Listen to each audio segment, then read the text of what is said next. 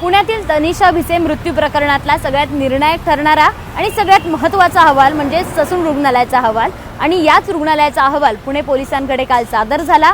6 पानांचा हा अहवाल आहे आणि या अहवालात दीनानाथ रुग्णालय आणि डॉक्टर घैसास यांच्यावर ठपका ठेवण्यात आला नाहीये आणि त्यासोबतच काही 3 ते 4 मुद्द्यांवर पुन्हा एकदा पुणे पोलिसांनी ससून रुग्णालयाला अभिप्राय मागितलाय। मात्र या अहवालात नेमकं काय काय आहे, या अहवालातने निष्कर्ष नेमके काय आहे आणि ते निष्कर्ष नेमका कोणाच्या बाजूने असतील हे सगळं पाहणं आता महत्त्वाचं असलं तरीही हे निष्कर्ष नेमके काय काय आहे आणि हे निष्कर्ष आता काय काय करू शकतात किंवा कोणावर कारवाई होण्यासाठी जबाबदार ठरू शकतात आणि याच्यातले लूप होल्स नेमके काय आहे हे सगळं आपण जाणून घेणार आहोत। नमस्कार, मी शिवानी आणि तुम्ही पाहत आहात एबीपी माझा।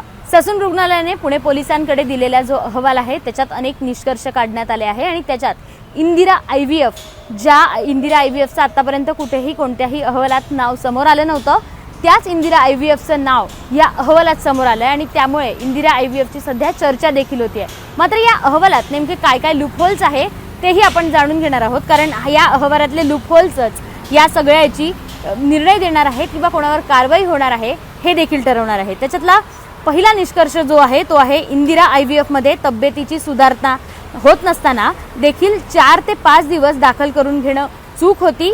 तब्येतीतील सुधारणा होत नसल्याचं स्पष्ट झालं असताना तनिषाला दुसऱ्या रुग्णालयात रेफर करायला पाहिजे होतं।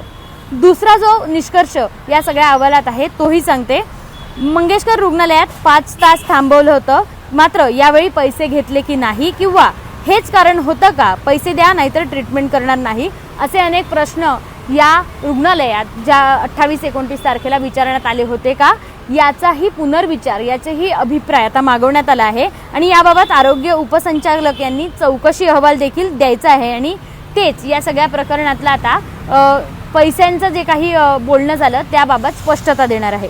तिसरं म्हणजे अति जोखमीची परिस्थिती असताना मल्टी स्पेशालिटी हॉस्पिटलमध्ये नेण्याची गरज होती, मात्र ते करण्यात आलं नाही। तिला सूर्य हॉस्पिटलमध्ये नेण्यात आलं, इथे डिलिव्हरी झाली, मात्र रुग्णालयात कोणत्याही कार्डियक स्पेशालिस्ट उपलब्ध नसताना तिला हार्ट अटॅकची रिस्क वाढली आणि जवळपास 2 तास CPR करण्यात आलं होतं।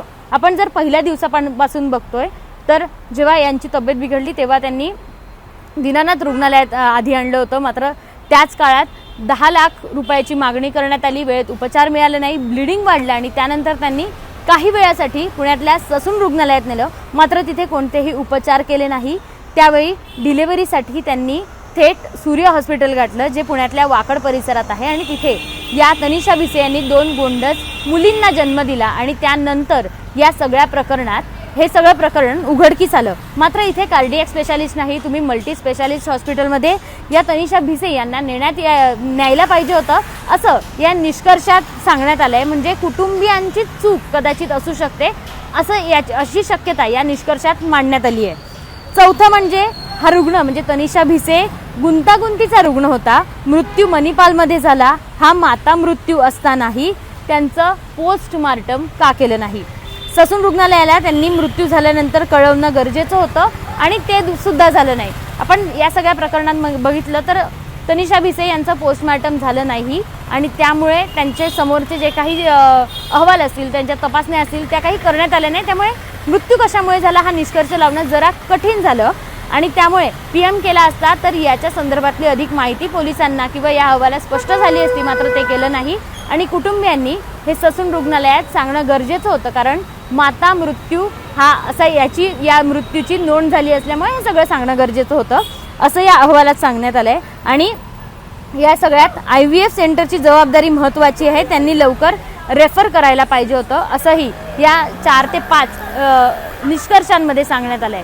आपण आतापर्यंत बघितलं तर दीनानाथ रुग्णालय असू दे, त्यासोबतच डॉक्टर घैसास यांच्यावर वेगवेगळे आरोप झाले, त्यांनी राजीनामा दिला। डॉक्टर घैसासांनी दीनानाथ रुग्णालयात अनेक आंदोलनं झाली, 25हून अधिक आंदोलनं झाली, 4 समित्या या सगळ्या प्रकरणात स्थापन करण्यात आल्या होत्या। त्याच्यातली पहिली समिती होती राज्य शासनाची, दुसरी होती धर्मादाय आयुक्तांची आणि तिसरी होती माता मृत्यू अन्वेषण समिती आणि सगळ्यात महत्त्वाची जी समिती आता या सगळ्यात महत्त्वाची जी ठरणार आहे ती म्हणजे ससून रुग्णालयाची जी काही समिती असते ती समिती। मात्र या 4ही समितीचा अहवाल आला आहे, त्याच्यातले काही निष्कर्ष आपण आधी सांगितले, मात्र याच्यात जर आपण याचे काही लूप होल्स बघितले तर त्याच्यात IVF इंदिरा जे विमाननगरचं आहे त्याचाही उल्लेख करण्यात आला आहे आणि आता IVFची देखील त्यांच्याही अडचणी वाढण्याची शक्यता आहे. सोबतच सूर्य आहे हॉस्पिटल मल्टी स्पेशालिटी नाही आहे आणि मग ते मल्टी स्पेशालिटी का दिली, तिथे का नेलं नाही, असे अनेक प्रश्न या ठिकाणी कुटुंबियांना विचारण्यात आले आहेत आणि त्यामुळे कुटुंबियांकडनं याची उत्तरं मिळत आहेत का हे देखील पाहणं महत्त्वाचं असणार आहे. आणि महत्त्वाचं म्हणजे